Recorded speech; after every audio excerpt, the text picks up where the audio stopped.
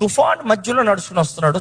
తుఫాన్ మధ్యలోకి వచ్చి శిష్యుడి దగ్గర వారితో మాట్లాడి భయపడద్దు నేనే అంటున్నాడు.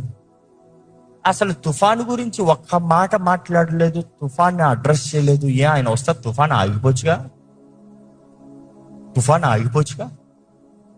ఇదిగోంటే చాలాసార్లు మనం అనుకుంటాం యేసు ప్రభు మనతో ఉంటామంటే మన తుఫాన్లు ఆగిపోతాము.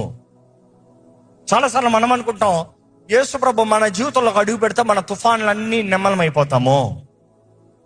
మనం అనుకుంటాం యేసు ప్రభు తను కనబరుచుకుంటే మన గొడవలో సమస్యలన్నీ ఇలాగ మాయమైపోతాం, మన జీవితంలో సవాళ్ళని మాయమైపోతాం.